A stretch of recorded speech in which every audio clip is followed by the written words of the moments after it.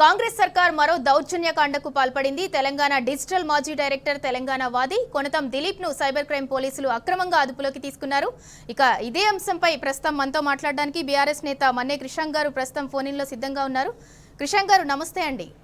నమస్కారం అండి.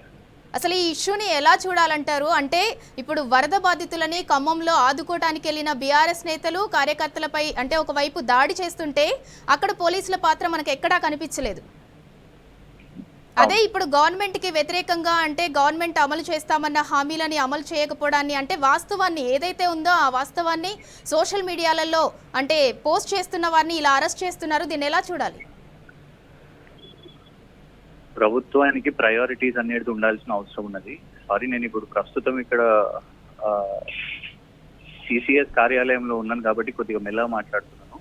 దిలీప్ కొంతం గారిని ఇక్కడికి విచారణకు తీసుకొని వచ్చేందుకు వారి మీద వేసిన ఆ కేసు కూడా పూర్తిగా ఫాల్స్ కేసు, బూటకప్ కేసు. ఆ కేసులో అసలు ఎలాంటి సంబంధం కూడా దిలీప్ కొంతం గారికి లేదు. కానీ ఏంటిదంటే గత 6 నెలల నుంచి సోషల్ మీడియా మాధ్యమంగా కాంగ్రెస్ ప్రభుత్వం ఇచ్చిన హామీలు కానివ్వండి, వాళ్ళు ఇచ్చిన గ్యారెంటీలు కానివ్వండి, వాటి అమలు విషయం మీద ప్రశ్నిస్తున్న దిలీప్ కొంతం గారు మరీ ముఖ్యంగా చూస్తుంటే గతంలో ఆర్టీసీ లోగో విషయం మీద కూడా ఈ కాంగ్రెస్ ప్రభుత్వం వచ్చినప్పటి నుంచి మరి ఒకవైపు కేసీఆర్ గారి ఆనవాళ్లను తొలగిస్తూ, ఇంకోవైపు కాకతీయ తోరణాన్ని కూడా తొలగిస్తూ, ఆర్టీసీ లాంటి లోగోని మారుస్తూ ఇవన్నిటినీ కూడా చేస్తున్న క్రమంలో గతంలో దిలీప్ కొంతం గారు దీని విషయం మీద వేసినప్పుడు కూడా తప్పుడు కేసు వేయడం జరిగింది. ఇప్పుడు మనకు గమనిస్తుంటే ఖమ్మంలో తీవ్రంగా వరదలు వచ్చి దాదాపు రాష్ట్ర వ్యాప్తంగా 31 మంది వరద బాధితులు మరణించారు.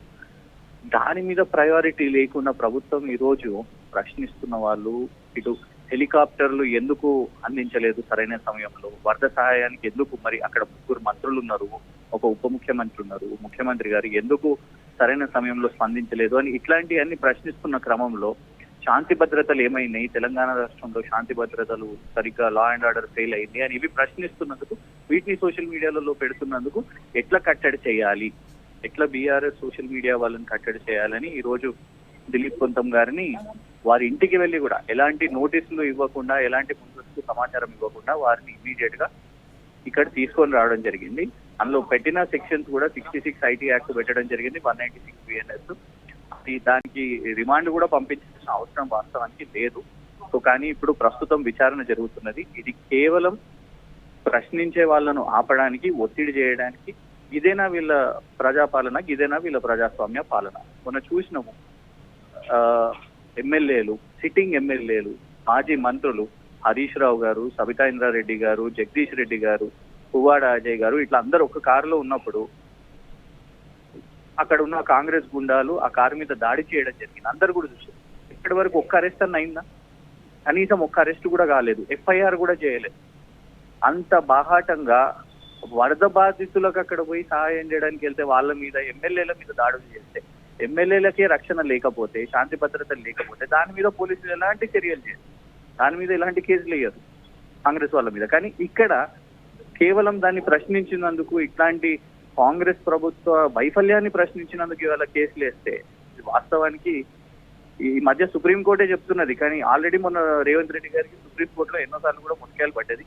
హైకోర్టు జడ్జిలు కూడా ఎందుకు ఇట్లా సోషల్ మీడియా కేసులు వేస్తున్నారు అని ఎన్నో సంఘటనల్లో ఇమీడియట్ గా యాంటిసిపేటరీ పేర్లు కూడా ఇస్తున్నది. అయినా వీళ్ళు బుద్ధి తెచ్చుకోకుండా వీళ్ళ ప్రయారిటీలు ఎవరు ప్రశ్నించొద్దు, మస్తు మాటలు చెప్పిండ్రు, ఓ భావ స్వేచ్ఛ ప్రకటన ఇవన్నీ చెప్పారు, కానీ ఆచరణ లేదు. కేవలం సోషల్ మీడియా పోస్టులు పెట్టినందుకే ఇవాళ జైలుకు పంపుతాము అని హెచ్చరిస్తున్నారు. చూస్తున్నాం జర్నలిస్టులు కూడా, మొన్న సరిత గారు కానివ్వండి, ఇతర రేవతి గారు కానివ్వండి, విద్యుత్ విషయం మీద ఇవాళ దారుణమైన ఒక కానిస్టేబుల్ ఆయన రాత్రంతా కూర్చొని సోషల్ మీడియాలో పోస్టులు చూసిండట. పోలీస్ కంప్లైంట్ లో చూస్తే ఆ లింక్ అసలు ఏదో లింక్, అది అందులో ఒక పోస్ట్ లేదు, ఒక రాంగ్ లింక్, అది ఫేక్ లింక్. దాని ఆధారంగా దిలీప్ కొంతం గారి మీద కేసు వాళ్ళ అరెస్ట్ చేసి సిసిఎస్ కి తరలించదు అని అంటే ఇది కేవలం అది కూడా. ఇంకొకటి ఏంటిదంటే గురువారం, శుక్రవారం ఎట్లా బెయిల్ రావద్దు, హైకోర్టులో కోర్టులలో బెయిల్ తెచ్చుకోవద్దు అనే విధంగా గురువారాలలో ఇట్లా అరెస్ట్ చేసుకొని తీసుకొని వస్తున్నారు. డెఫినెట్ గా బీఆర్ఎస్ నాయకత్వం అందరూ కూడా దిలీప్ కొంతం గారి పక్షాన మరియు భావ స్వేచ్ఛ ప్రకటన కాపాడడానికి ప్రజాస్వామ్యాన్ని కాపాడడానికి రాష్ట్ర వ్యాప్తంగా ఎవరైతే సోషల్ మీడియా మాధ్యమంలో పోస్టులు పెడుతున్నారో ఈ ప్రభుత్వాన్ని ప్రశ్నిస్తున్నారో వాళ్ళందరినీ ఆదుకోవడానికి డెఫినెట్ గా BRS party BRS already KTR గారు కూడా దీని మీద స్పందించడం జరిగింది. లీగల్ సెల్ వాళ్ళు అందరూ కూడా ఇక్కడికి వచ్చారు. ప్రస్తుతం దిలీప్ గుంతం గారిని విచారణ చేస్తున్నారు. హోప్ఫుల్లీ వారిని విడుదల చేయాల్సిందిగా మేము కూడా డిమాండ్ చేస్తున్నాం. థ్యాంక్ యూ క్రిషాంక్ గారు.